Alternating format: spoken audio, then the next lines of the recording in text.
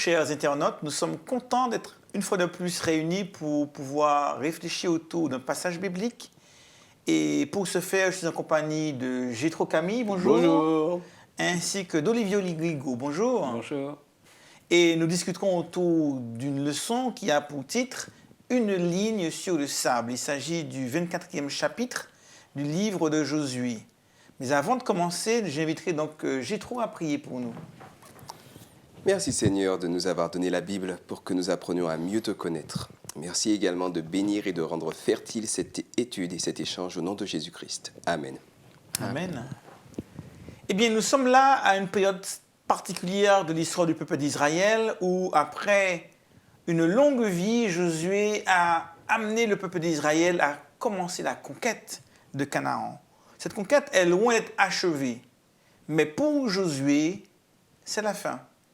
Et conscient qu'il est à la fin de sa vie terrestre, eh bien, il va convoquer les chefs, les anciens, les responsables de tribus, les officiers, pour pouvoir leur faire un discours. Des discours, on en connaît, on en a plusieurs dans la Bible, et on en entend très fréquemment.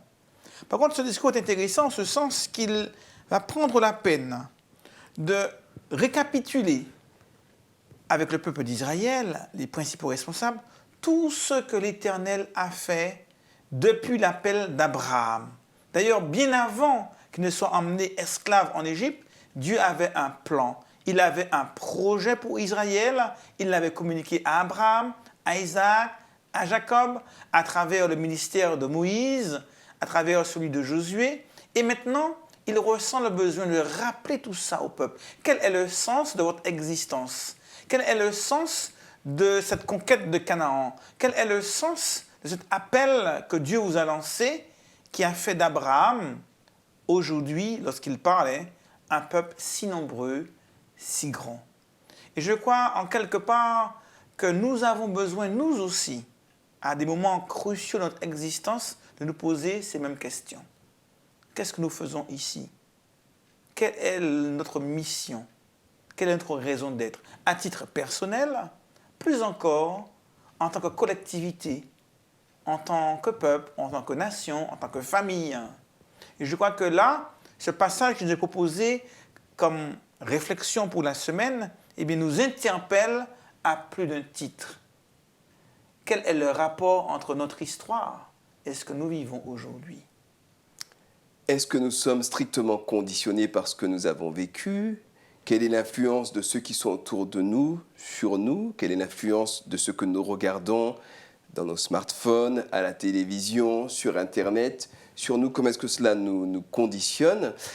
Oui, quand j'étais plus jeune, j'ai passé énormément de temps à regarder des dessins animés qui ont eu finalement, sur un certain nombre de mes réactions émotionnelles, une capacité à déterminer. Et de la même manière qu'on regarde sur son passé à ce que Dieu a fait pour nous dans notre vie, on peut, dans les périodes creuses de la vie, on peut trouver l'énergie, le ressort, le tremplin qu'il faut pour rebondir. Ça paraît excessivement important. Pourquoi ? Parce que dans l'étude que nous avons cette semaine, nous nous rendons compte que le peuple est sans cesse amené à prendre position et à reprendre position et à reprendre position pour le Seigneur, notamment en se souvenant de ce que Dieu a fait.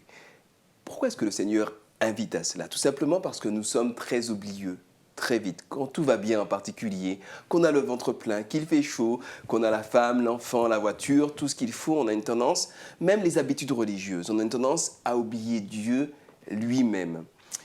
Donc, pour avancer comme chrétien dans la vie, il me semble tout à fait fondamental de toujours savoir quel est le but ultime. Et je vous invite peut-être à prendre ce texte que j'ai cité une fois dans Deutéronome chapitre 4 pour se souvenir un petit peu ce que nous faisons là. Je suis au verset 5. On peut même prendre à partir de 4. « Et vous qui vous êtes attachés à l'Éternel votre Dieu, vous êtes aujourd'hui tous vivants.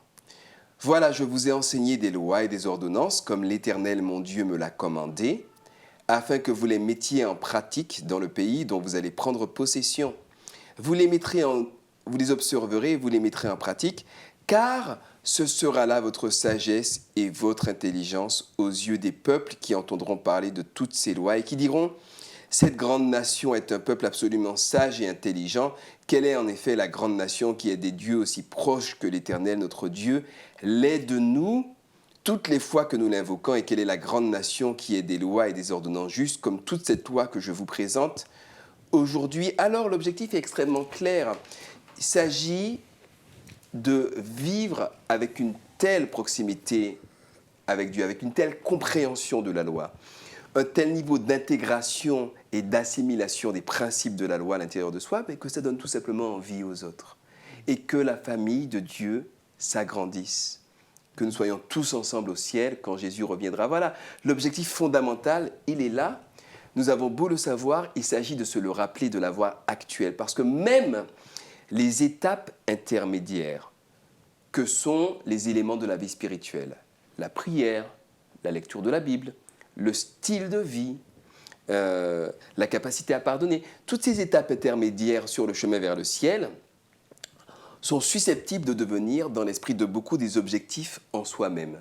C'est ce que Jésus va reprocher par exemple aux pharisiens quand il va leur dire: écoutez, malheur à vous, scribes et pharisiens hypocrites, qui allez jusqu'à donner la dîme de la nette et du cumin, mais qui négligez ce qu'il y a de plus important dans la loi, à savoir la bonté et la miséricorde. C'est là ce qu'il fallait pratiquer, sans négliger le reste. On voit que les étapes intermédiaires qui sont l'obéissance de la loi, la dîme, enfin tous les principes que nous avons, sont susceptibles, tous les barreaux de l'échelon sont, aux yeux de l'être humain un peu abruti par le péché, susceptibles d'être la destination finale. Vous voyez ce que je veux dire? C'est-à-dire que ce sont juste des barreaux qui nous aident à monter plus loin, aller plus loin, aller plus loin. Et finalement, on s'accroche aux barreaux en disant: c'est bon, c'est ce qu'il faut faire, il faut obéir à la loi. Il faut juste prier 4 fois par jour, à chaque repas, et puis avant d'aller se coucher. Et c'est bon, on a gagné. Non, il faut vraiment, dans la conquête de notre Canaan à nous, avoir toujours l'objectif final, à savoir la Canaan céleste. Où est-ce que nous allons et pourquoi est-ce que Dieu nous demande de passer par telle ou telle étape pour y arriver? Voilà en ce qui concerne ce que je voulais évoquer. Maintenant, les questions ouvertes avec Olivier. Oui, Josué livre son testament spirituel, les derniers conseils à son peuple. Il sait la tentation de son peuple à fuir, à l'idolâtrie. Et il les invite à se reconsacrer. Et avant de vivre ce temps d'alliance, de reconsécration, il passe un temps à se rappeler tout ce que Dieu a fait pour eux. Alors, dans cette leçon, l'invitation est assez claire. Une invitation, premièrement, déjà, à se rappeler de ce que Dieu a fait pour nous. Peut-être prendre une feuille, mais pas seulement ce que Dieu a fait, mais peut-être qui Dieu est pour nous, ce qu'il représente pour nous. De se rappeler toutes ces choses, de qui il est, de ce qu'il a fait pour nous, afin peut-être de prendre aussi un temps de reconsécration, ou peut-être même de faire le choix de faire alliance, de faire cette alliance avec Dieu, parce qu'on a réfléchi et on a fait un choix. L'appel de Josué est clair au verset 15, il dit « Choisissez aujourd'hui qui vous voulez servir ». Il y a un choix à faire, et ce choix, c'est aujourd'hui qu'il faut le faire. Ne pas le remettre au lendemain. Mais pour le faire, il faut aussi que ce soit un choix intelligent, un choix mûri, réfléchi. C'est pourquoi il invite au souvenir, il invite à la réflexion pour pouvoir franchir cette étape. Dieu ne s'impose pas, Dieu se propose, et Josué lui-même dit « Mais si vous ne trouvez pas bon de servir l'Éternel, ok, mais faites un choix. Sachez où vous voulez aller, comme le disait Jean-Jacques, quel sens vous voulez donner à votre vie. Faites le point et avancez et assumez vos choix. » Merci Olivier, merci Jétro, merci à vous pour nous avoir suivis et bonne étude. Au revoir. Au revoir.